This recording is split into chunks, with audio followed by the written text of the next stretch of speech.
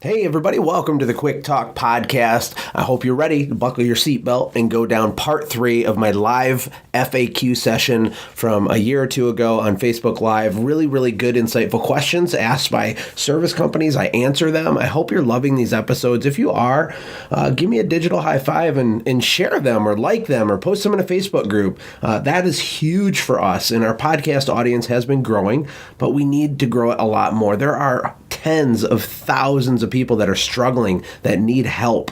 Don't be an information selfish hoarder person. Come on now. Share it. Share the love, man. Share the love. Share the podcast. It's so appreciated. Thank you to everybody that's given me iTunes reviews as well. I think you're really going to like this third session. There's a lot of new, fresh, awesome questions, and we get into some really cool stuff from my perspective. So enjoy, and I will see you tomorrow.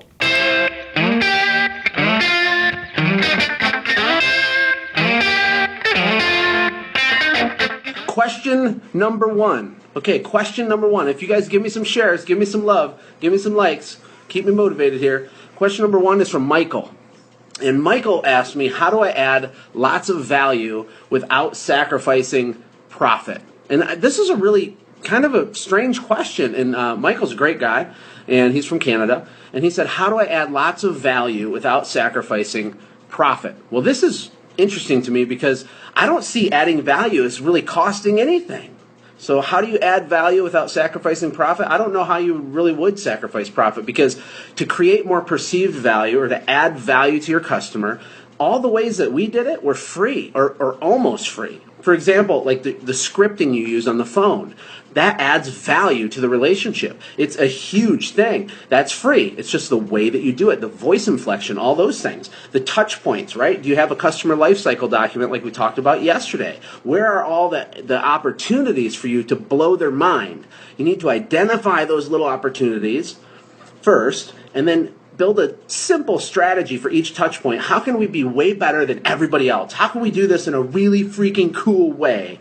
And when you figure that out, you've added value. And it didn't cost you any money. It's just the way that you're doing it, right? The way that you talk to them. The way that you service their job. Like we had a 3-touch system for all of our technicians. So when they went to the job, they had a certain thing they said in the beginning. They had a certain thing that they said in the middle of the job. They had a certain thing that they said at the end of the job. It was all well thought out. That didn't cost me money, really. It just took my own effort. It took my own effort to develop the scripts in the system, right? So those things are free, and they add huge value and thereby increase your average ticket and make you more money, guys. The follow-up. Here's the big one. Here's the big one. Nobody follows up, or some of you do. I can't say nobody. Some people follow up, but they don't do it enough, okay? They might say thanks or whatever, but they don't do it enough. And a lot of you guys don't do it at all. It's free. Grab the phone, have someone call your customer after you're done and say, hey,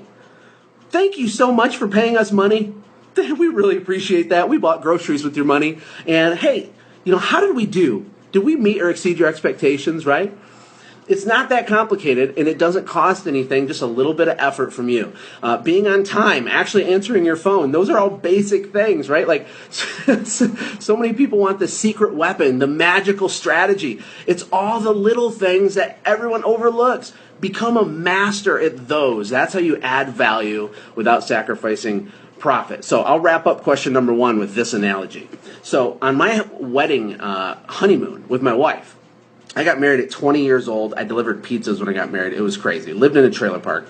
But we went to Nashville, and we went to this really fancy restaurant in the Opryland Hotel. And this meal that we got this one night was $200. And this is almost 15 years ago, okay? It's crazy. It's crazy. So it was a $200 meal. I've never had a $200 meal since then, I don't think. Not just for 2 people anyway. I've had 150, especially down in Costa Rica. But anyway, my point is this. The reason that those restaurants have so much value and so much perceived value is because every little detail is different. It's better. For example, the napkins they use are better. They're like a heavy, thick linen. Like, they're amazing. Like, it's not a normal napkin. It's like a piece of linen, right? And then the silverware is really, really heavy because it's expensive. The plates are different. They had an employee there that just served water. That's all he did. He was the water guy, right? So he has bottles of and they use bottled water that they pour, over the towel on the arm, like, oh, excuse me, sir, do you need some more water, right? Those things are just systems. They're processes. The ambient environment, the music, the lighting, all the stuff opens oh, I almost got disconnected. The little guy who opens a restaurant in a small town, he doesn't think about all those little things, so he's not providing as much value, he can't make as much money, he can't charge the same types of prices, right? You with me? Sorry if my connection's not good. Just blame the monkeys. I had monkeys in my backyard literally the last 3 hours. I was yelling at them. And if you go on my Snapchat, you can see me talking to the monkeys. Yeah. Automate Josh is my Snapchat name. And don't forget, if you share this broadcast, we're going to pick a winner tomorrow and send you a binder. This is amazing. You can put all your business systems in here, or you can put whatever you want. Make a cookbook out of it. Automate, Grow, Sell binder. Appreciate that. Appreciate you guys. Okay, question number 2. This is a good one. You're going to like this one. From John, he says, how do I know when I should fire someone? How do you know when you should fire someone? Hopefully no one here likes firing people, right? If you like firing people, you're just a bad person, man. That's not cool. You have a dark, cold heart. It's tough to fire people. I've had grown men break down crying in my office like, oh, I need this job and blah, blah, blah, and I just feel sick, right? But here's the thing with firing. It shouldn't be an emotional decision. Now, look, in the beginning, early days for me, oh yeah, man, I shot from the hip, but a firing should not be a surprise usually to the employee. Why? Why, Josh? Well, because you have processes and systems in place. So when you hire them and you onboard them, this is who we are, this is how we do this, we do quarterly performance reviews, these are expectations. If you show up late, you get written up. If you do this, you get written up. If you do that, you get written up. Hey, if you do this, you get a reward. You do that, you get a all those expectations are you executing on an employee onboarding and training system. That's what you're doing with that. And when you do that correctly, and they show up, 2 minutes late, and you're like, you don't have to be mean about anything. You're like, oh, Bill, man, sorry you're late here. I got to write you up. We're just going to go ahead and document this, that we can't have that happen. Maybe tomorrow you need to leave a little earlier.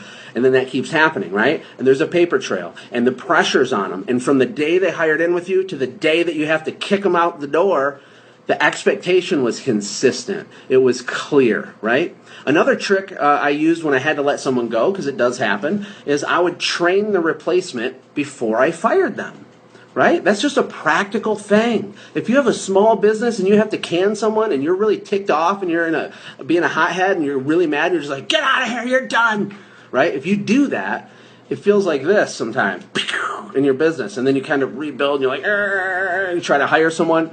That's a mess. That is a mess. That is a mess. So instead, if you have your recruiting system going and you have these stack of resumes and you're always interviewing, always having people that are qualified coming to you, even when you're not hiring, it's really easy to fire someone and swap them out in real time.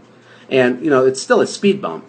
Right? I always talk about that. Systems aren't to make your business perfect. They're to make your business have a speed bump instead of a cliff, right? And when you have to let someone go, that is a total cliff, man. That's why you want to have that stack of resumes, okay? So you don't panic. Find a replacement before you let them go. And I've also heard it said the first time you think about firing someone is probably when you should do it. Like, I've heard that. That's a kind of an ism that's out there. But if you have the right systems, the systems are going to tell you if someone gets fired, because you're going to predetermine all that stuff in advance. And here's the last thing, and I'll move on to the next question. Typically, this is a truth, hard truth. Ready? Hard. I'm going to be tough on you. Here's the thing. Most of our frustrations with our employees, including me right now, okay? I dropped the ball on something huge this week with my webinar tomorrow and caused all kinds of stress and pandemonium with my graphic artist and all this stuff that we're doing to get ready for tomorrow. So it was my fault. And typically, if you have an employee who's consistently dropping the ball in an area, usually it's your fault. It's your fault. Now, you're not going to see it that way, maybe. But it's on us to over-communicate, to set expectations, to be very clear about their role, right? If you're in a good mood one day and you're like, oh, it's cool, no big deal, but then in the next day you're in a bad mood, so now it's not cool, that's a disaster. And employees can't operate effectively in an environment like that. So it's our job to take responsibility. So if you have to let someone go, the first question you should ask yourself is, what can I do better next time? What can I do to mitigate this happening again, right? Okay, we're doing good. We're doing good. Hey, if you want this free binder, Automate, Grow, Sell, it's full of systems. I got employee handbooks in here and background checks and onboarding and customer acquisition costs and KPIs and metrics. I will mail someone that binder tomorrow. I'm going to pick a winner from anybody that shares this Q&A right now. So thank you very much. Feel free to share, and I'll put your name in the hat. Question number 4 is from Thomas. This is a good question too. How do I sell my business for top dollar? That's a good question. And I have some people in my boot camp and stuff that say, hey, I want to buy a business, Josh. How do I go about buying a business?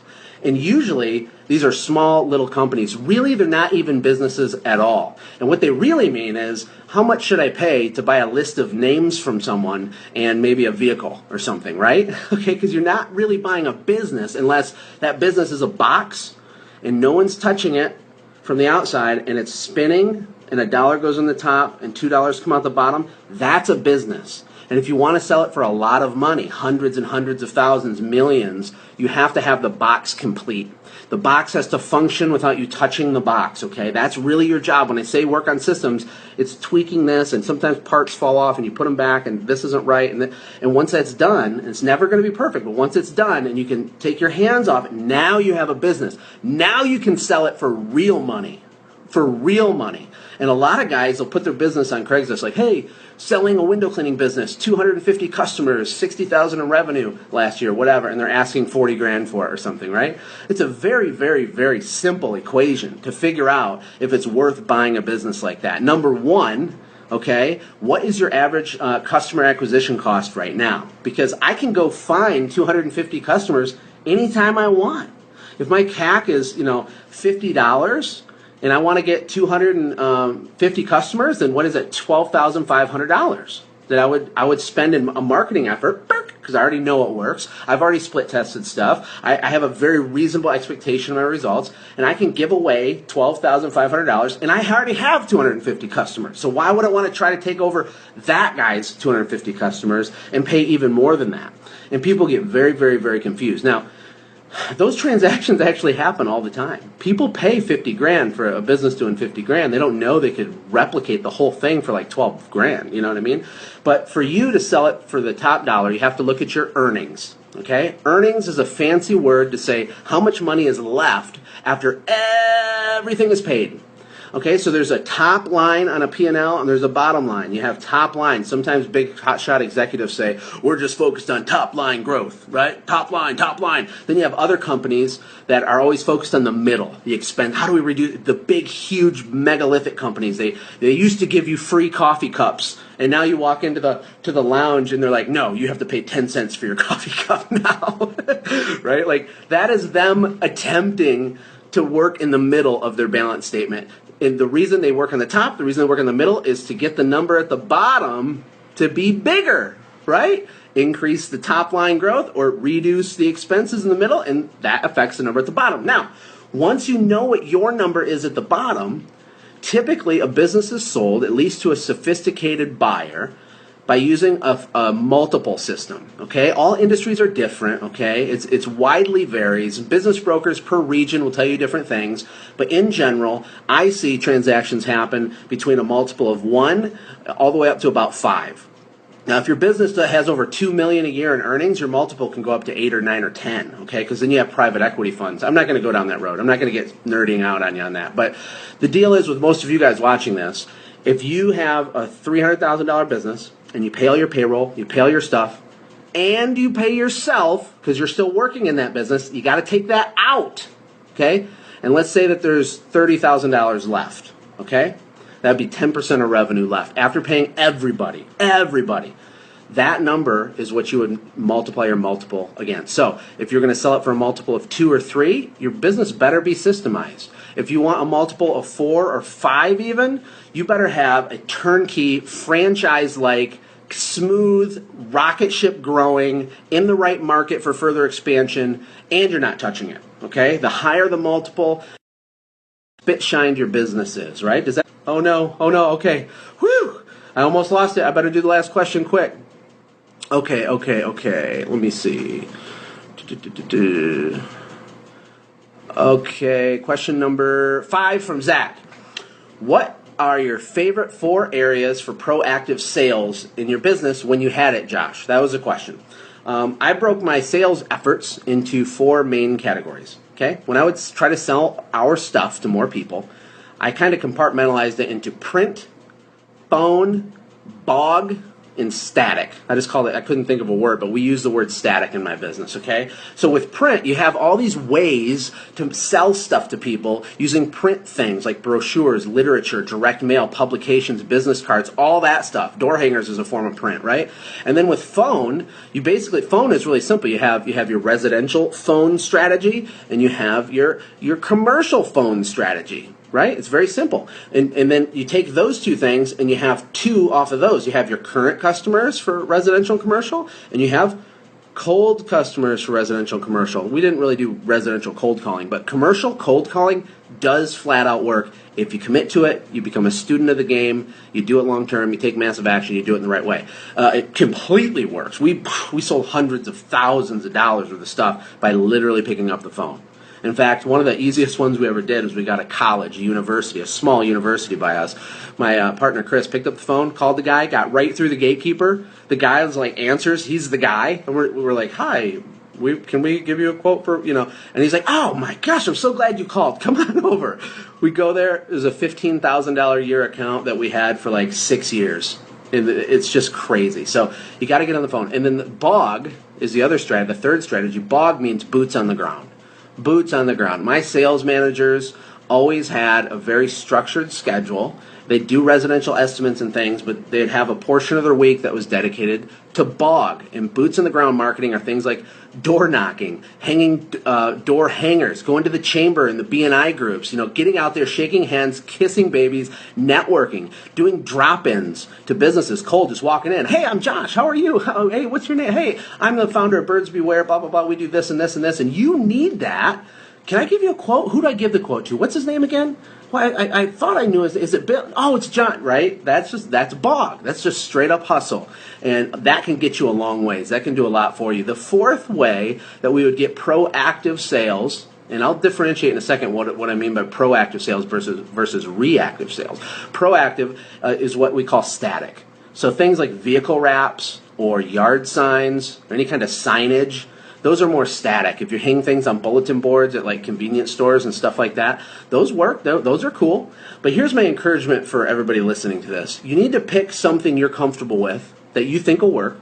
And instead of doing all this stuff I just said, because keep in mind, we did all this stuff after we were, doing $40,000 a week in business, okay? I didn't do this stuff in year 1 and 2 and 3. It's impossible. I was doing everything myself. So you want to pick something and you want to go deep with it like this. You want to be awesome at it. You want to be you want to own this strategy, whether it's door knocking or direct mail or it doesn't matter what it is, but you need to be just diving deep and do enough of it. Take enough action to give yourself a chance to have real data to look at. Measure everything. Measure everything. It's easy to measure stuff. When someone calls you, oh, awesome, how'd you hear about us? Oh, it was from a flyer. Can you describe the flyer? Because we actually have 2. The blue one's my favorite. Is it the blue one or is it the red? Oh, it's the red one. Awesome. Well, hey, what can I do for you? Are you a current customer? There, I just collected data. How hard was that? It's not hard at all. It's not hard at all. Hey, thanks for hanging out, friends. And from all of us here at the Quick Talk Podcast team, we hope you loved today's show. We hope that you were inspired to become a doer and not just a listener. Apply what you've heard today in your own business and watch things change for the better. Lastly, remember that all the money in the world can't save your soul. Seek first the kingdom of God, my friends. We'll see you next time. For more information about the Quick Talk Podcast or Joshua's other businesses, visit our website, quicktalkpodcast.com. Have a blessed day.